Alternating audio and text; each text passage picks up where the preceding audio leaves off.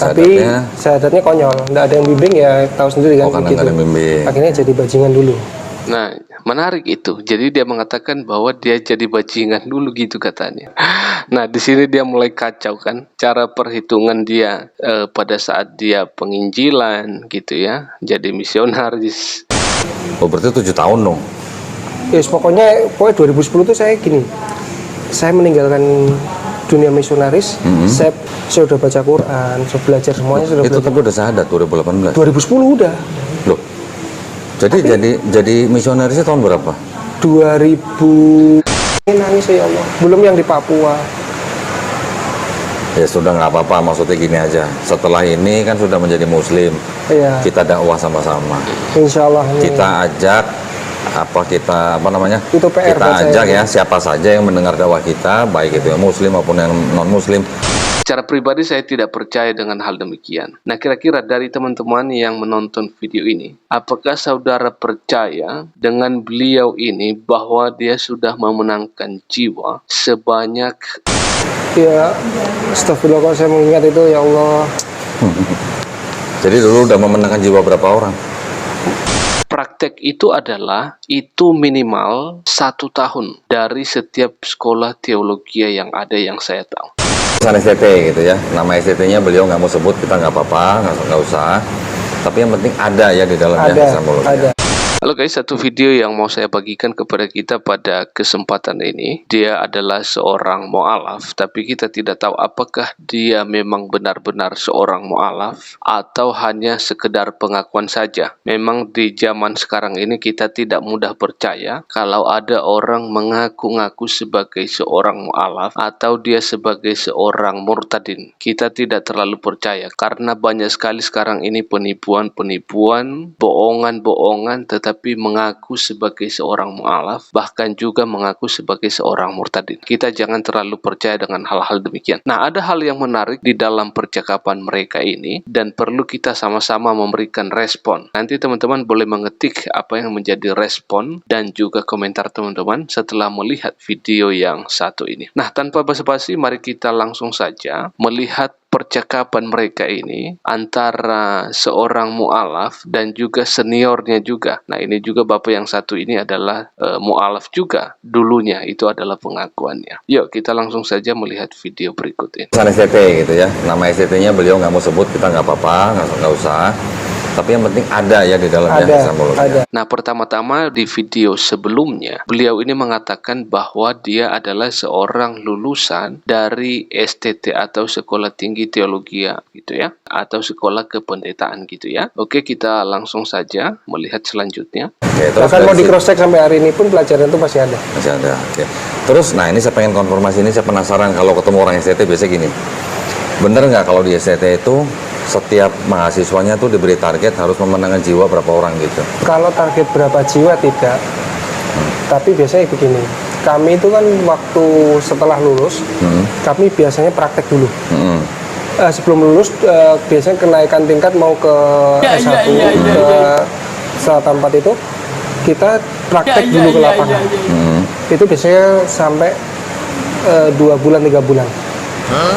Nah, jadi dia mengatakan bahwa setelah tamat kuliah gitu ya, setelah selesai kuliah, ada praktek seperti itu. Nah, setahu saya, orang yang belajar di STT, mereka prakteknya itu adalah antara semester 5, semester 6, atau semester 7 gitu ya. Nah, habis itu nanti skripsi baru selesai. Nanti kalau ada ikatan dari sekolah, baru mereka pelayanan di lapangan atau namanya ada ikatan dinas. Nah, praktek itu adalah minimal 1 tahun dari setiap sekolah teologi yang ada yang saya tahu. Tapi dia mengatakan bahwa dia prakteknya hanya 1 sampai 2 bulan. Nah, itu praktek apaan itu seperti itu ya? Kita di sana mengenali medan dulu. Nah, setelah kami kembali lagi ke kampus, kami kan nusun data. Setelah itu penginjilan. Dan penginjilan kayak ini mau dimanapun terserah. Tapi targetnya ini menangkan jiwa.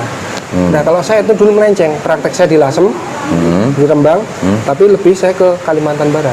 Oh gitu. Nah, di sana ya Kalimantan Barat berarti targetnya orang-orang Dayak nih. semua. Kalau saya bukan Dayaknya, Karena Dayak udah mayoritas Katolik sama Kristen. Malah saya itu orang trans. Oh gitu. Dan orang yang dari Jawa? Dari Jawa rata. Oh. Jawa, kemudian Batak yang Muslim. Ya, astagfirullah kalau saya mengingat itu, ya Allah. Jadi dulu udah memenangkan jiwa berapa orang? Jangan gitu, saya tertuduh. Saya kalau sholat tersebut kali tertuduh itu. Bukan, maksud saya mau nagih nanti. 60, Ayo. 63 kakak. 63 kakak tuh coba. Satu kakak kalau misalnya 2 orang aja udah 5, berapa? rata-rata 5. Berarti udah 300-an.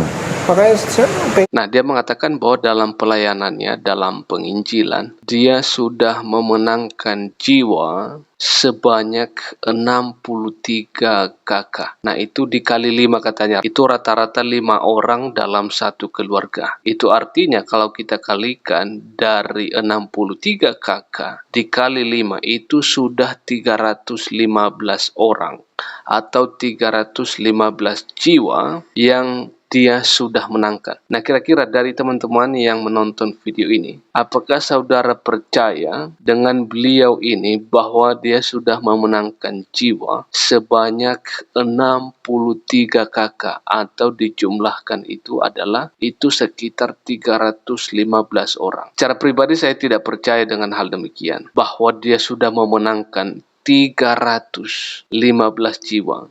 Oke, kita lanjut guys. nangis, ya Allah. Belum yang di Papua. Ya sudah, nggak apa-apa, maksudnya gini aja. Setelah ini kan sudah menjadi Muslim. Iya. Kita dakwah sama-sama. Insya Allah. Kita ajak apa namanya? Itu PR kita buat ajak saya. ya siapa saja yang mendengar dakwah kita, baik itu yang Muslim maupun yang non Muslim, untuk kembali ke Islam. Itu Siap. aja sebenarnya sih. Siap. Berapa tahun jadi misionaris? Kurang lebihnya 4-5 tahun lah. 4 sampai 5 tahun. Iya. Manado. Nah, ini menarik guys. Nah, perlu kita memperhatikan kalimat apa yang dikatakan oleh beliau ini. Bahwa tadi dia mengatakan dia sudah memenangkan jiwa sebanyak 63 kakak. Atau dijumlahkan itu 315 jiwa. Itu selama kurang lebih 4 tahun. Sampai 5 tahun. Nah, secara logika untuk memenangkan jiwa sebanyak 63 kakak itu tidak mudah di zaman sekarang ini. Dan saya lihat dari tampangnya sih itu penipuan, tidak meyakinkan seperti itu ya. Oke, kita lanjut apa yang dikatakan oleh beliau. Yang pertama itu Kalimantan, yang jelas malah itu seluruh Kalimantan. Oh, Seluruh Kalimantan. Seluruh. Yang mental itu cuma di Kalimantan Selatan. Oh gitu. Karena mayoritas sana kan Muslimnya kuat. Ya, Banjar ya. Banjar susah. Kemudian di Papua. Kemudian di Manado. Sama Jawa. Jawa mayoritas. Oke. Saya nggak mau sentuh Jawa. Memang sih jiwa saya memang keluar dari Jawa. Karena Jawa nanti perangnya terlalu banyak. Terus 4-5 tahun menjadi misionaris, sempat ada jeda atau langsung kesandung ke Islam? Sempat ada jeda. Berapa tahun? Jedanya 2015, 2016 sampai 2000 sekarang 2018, 2015 ke 2018. Sampai 2022. 2018 saya sudah mulai serius belajar Islam. Hijrah. Oh gitu. Sudah mulai hijrah. Saya sudah baca Quran, sudah belajar semuanya sudah Itu belajar. tapi udah syahadat 2018. 2010 udah. Loh. Jadi misionarisnya tahun berapa? 2000. Nah, di sini dia mulai kacau kan, cara perhitungan dia pada saat dia penginjilan gitu ya, jadi misionaris. Nah, ketika dia meninggalkan Kristen, bingung dia tahun berapa. Nah, ini mulai kelihatan ini bohongnya gitu ya. Oke, kita lanjut. 2003 dan 2003 sampai 2008 atau 2007 gitu. 2010 itu. Oh, berarti 7 tahun dong. Yes, pokoknya 2010 itu saya gini. Saya meninggalkan dunia misionaris, saya sekuler, saya bekerja dan saya kenal teman-teman saya itu, saya belajar Islam. Oh, sempat masuk ke dalam dunia komersil. Oh, maksudnya kerja gitu ya. Kerja karena untuk support. Oh. Itu. Jadi saya tidak menerima bantuan dari mana apa enggak. Oh, gitu. Dana dari saya pribadi. Nah, perlu kita mengetahui teman-teman bahwa orang yang turun ke lapangan, baik mereka itu pelayanan penginjilan atau disebut dengan misionaris, tentunya ada satu lembaga yang menaungi mereka atau ada satu lembaga yang di bawah lembaga itu mereka pelayanan. Nah, di sini dia mengatakan bahwa dia tidak memiliki lembaga, bahkan dia membiayai dirinya sendiri. Nah, ini artinya sesuatu hal yang tidak benar gitu ya. Kalau dia seorang misionaris atau seorang penginjilan, pelayanan penginjilan, tentu ada satu lembaga yang menaungi dia sehingga pelayanan itu berjalan dengan baik. Nah, itu adalah sistem daripada pelayanan menjadi seorang misionaris atau menjadi seorang pelayan penginjilan. Nah, seperti itu. Nah, di dalam bagian ini kita tidak menemukan hal demikian apa yang diucapkan oleh dia. Kan Mas Roland ini dulu nyari duit untuk penginjilan begitu kan? Iya, dulu ya. 2003 mulai penginjilan, ada kerja, terus sampai 2010 akhirnya bersyahadat. Iya. Tapi Bersyahadatnya, syahadatnya konyol, nggak ada yang bimbing ya, tahu sendiri kan karena nggak ada yang bimbing. Akhirnya jadi bajingan dulu.